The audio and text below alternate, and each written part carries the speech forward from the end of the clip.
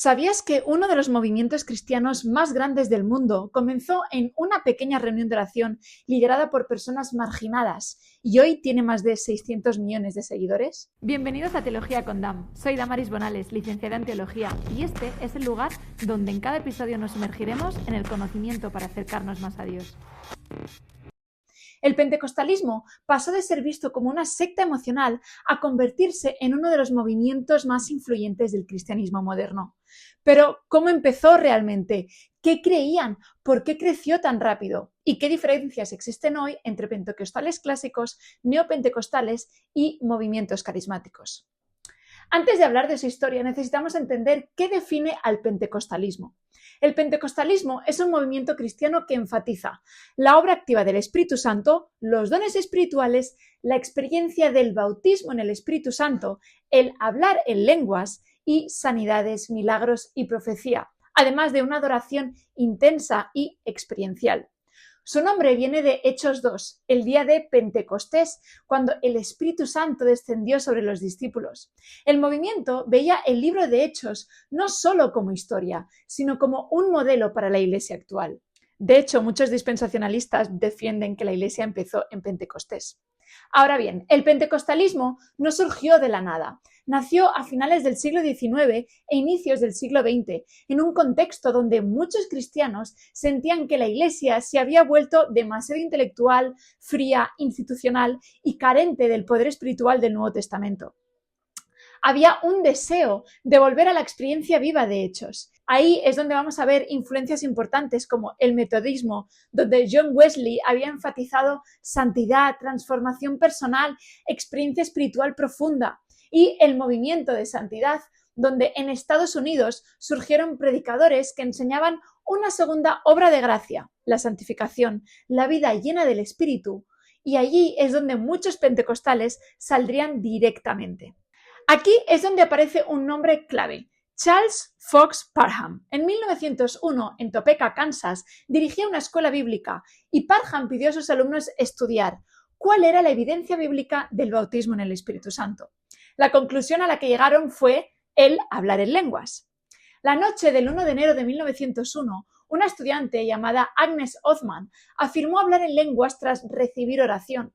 Muchos consideran ese momento como el inicio formal del pentecostalismo moderno. Ahora llegamos al evento más importante de toda esta historia, quizás lo que te suene, Azusa Street Revival. En 1906, en Los Ángeles, un predicador afroamericano llamado William J. Seymour comenzó reuniones en una antigua bodega de la calle Azusa. Y ahí ocurrió algo inesperado. Las personas describían que habían lenguas, profecías, milagros, sanidades, intensa adoración, arrepentimiento profundo. Pero lo más revolucionario no eran solo los dones, era que blancos, negros, pobres, ricos, todos ellos, mujeres, hombres, inmigrantes, estaban adorando juntos. En una época marcada por segregación racial extrema, eso era escandaloso. Muchos historiadores consideran Azusa Street uno de los avivamientos más influyentes del cristianismo moderno. Misioneros comenzaron a salir desde ahí a Latinoamérica, África, Europa, y el movimiento explotó globalmente. El pentecostalismo creció de manera impresionante por varias razones. La primera es que era accesible, no requería seminarios, no requería estructuras complejas, no requería una formación académica extensa. Muchas iglesias comenzaron en casas o pequeños locales. La número 2 es que enfatiza la experiencia. La gente no solo escuchaba doctrina, sentían que experimentaban a Dios. En número 3, la esperanza para los marginados. El movimiento creció muchísimo entre pobres, obreros, minorías, personas rechazadas socialmente.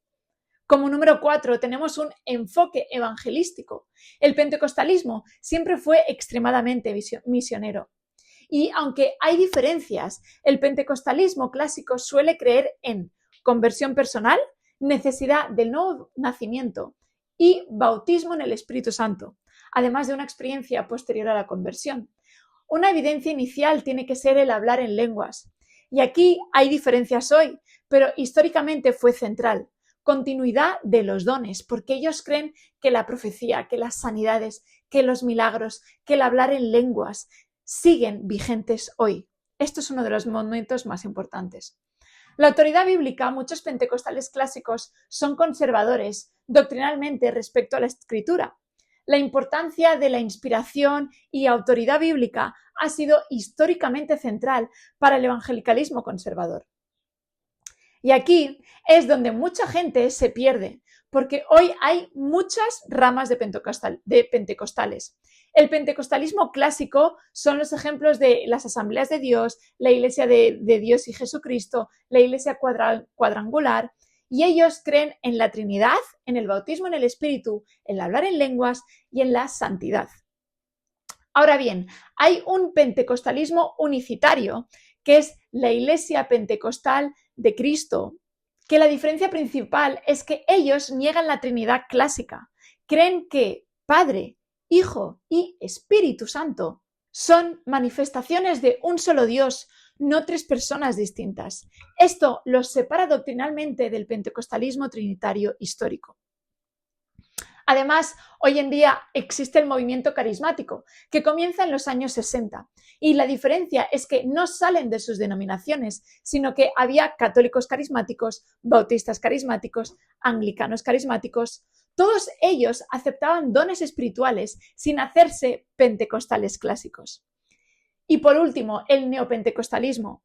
Aquí entran muchos movimientos modernos, donde el énfasis común es la guerra espiritual, la prosperidad, los apóstoles modernos, decretos, milagros constantes. Algunas iglesias neopentecostales se alejaron bastante del pentecostalismo histórico, así que no todo el pentecostalismo representa fielmente el pensamiento pentecostal. Hoy el pentecostalismo es una de las corrientes cristianas con mayor crecimiento del mundo, especialmente en Latinoamérica, en África y Asia. Ha influenciado música cristiana, evangelismo, adoración moderna, misiones, cultura evangélica contemporánea. Incluso iglesias no pentecostales adoptaron estilos de adoración más espontáneos, énfasis en experiencia, oración intensa, porque realmente el pentecostalismo marcó un antes y un después. El pentecostalismo nació como un movimiento que quería volver al poder y a la experiencia del libro de Hechos.